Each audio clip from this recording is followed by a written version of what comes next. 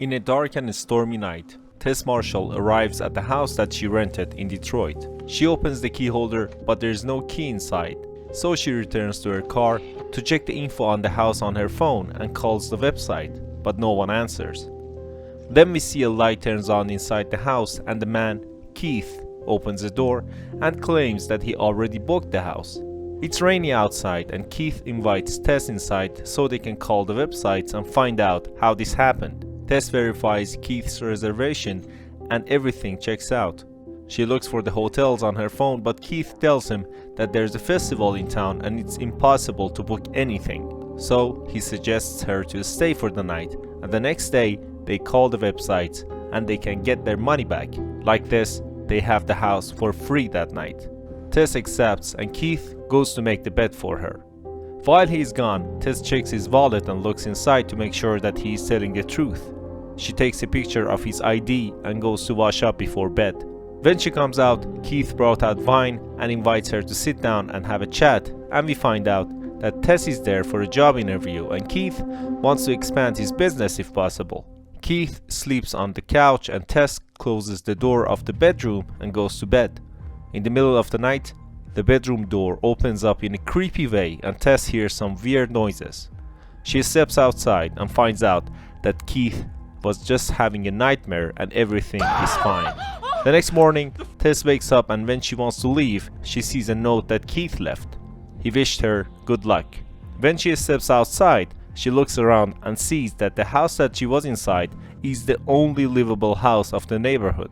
She drives to her interview and it goes really well, and after that the interviewer asks her about the place that she stays, and when Tess says that where she lives, the woman tells her to leave as soon as possible because she heard many bad things about that neighborhood.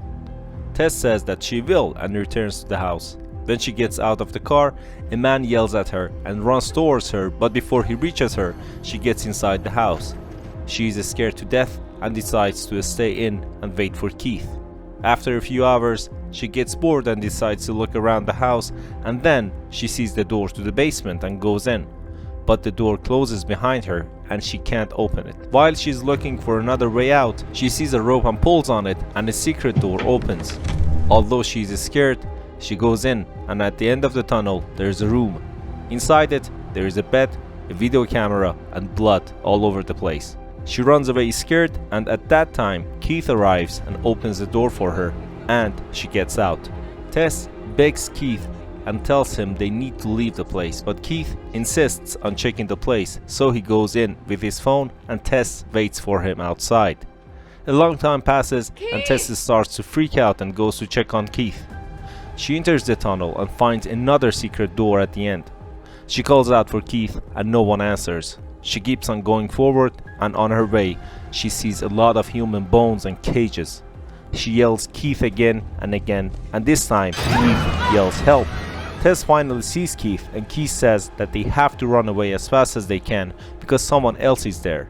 While he's talking, a giant lady appears behind him and bashes his head through the wall and kills him.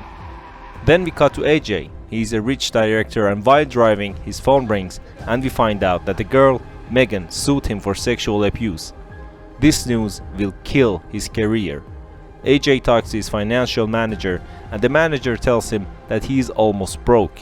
Even the manager drops him. So he decides to go to Detroit and sell the house that he left for rent. He enters the house and it is the house. Even though he told the company not to rent it to anyone, he sees a few stuff that belong to Tess and Keith. AJ hears some noises from the basement. He takes a flashlight and a knife with him and goes to see what happens. The secret door is open and AJ enters and he sees that this place is almost as big as the house. He wanted to sell the house, so he takes a meter with him and it starts measuring the basement. The second secret door opens up as well and AJ keeps on measuring until he sees that the light is coming out of a door. He slowly goes to check and there is a TV and a tape is playing on repeat. A mother breastfeeding her child. The meter in AJ's hand starts to shake and someone is approaching. AJ drops the meter and it starts to run, but he falls into a pit and Tess is there. Tess asks him to be quiet. Then we cut to many years earlier and we see the owner of the house. The owner goes to a shop and buys some stuff for a baby: diaper, plastic, glove, and even the tape that was playing on repeat. He stares at the woman and follows her to her house. He gets out of his car and wears a disguise. He knocks on the door and claims that he is there to check on the pipes. He goes upstairs in the bathroom, opens the window, and leaves the house. We cut to the present time again, and AJ and Tess are talking to each other.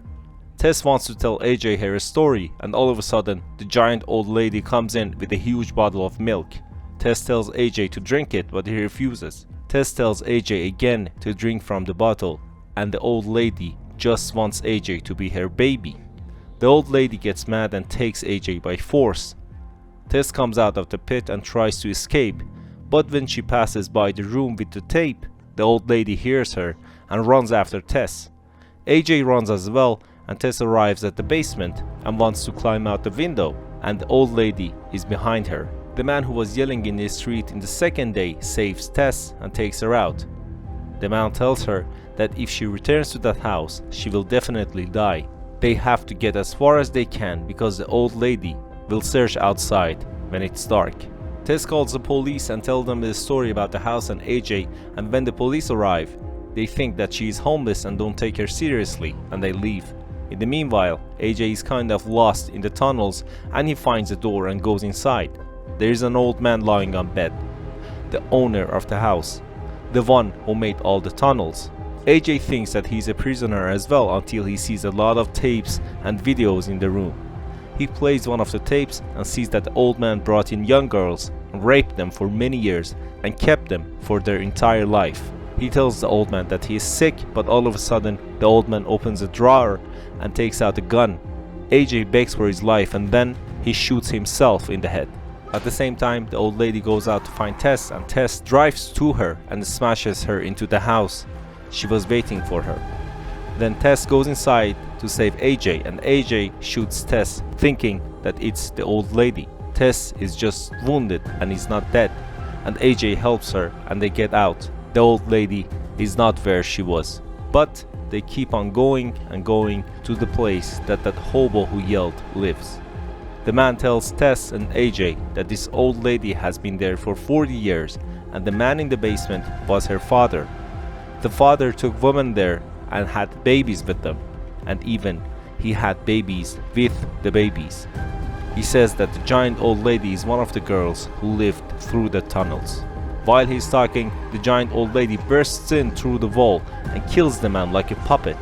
AJ and Tess try to go up a water tank, and when they reach the top, AJ remembers that he has a gun. He gets stressed and the gun falls off. The old lady arrives at the top and AJ thinks of an idea. He pushes Tess off the water tank and the lady jumps to save her. AJ goes down to see what happened to Tess and apologizes to her, and miraculously Tess is still alive. But the old lady is alive too. The giant stands up and grabs AJ by the head and lifts him up. Then she puts her fingers in AJ's eyes and kills him. At the end, the old lady leans in and looks at Tess with a smile, but Tess shoots her in the face. That's a recap of the movie Barbarian. Don't forget to like and subscribe. If you have other suggestions, comment down below and let us know. Goodbye.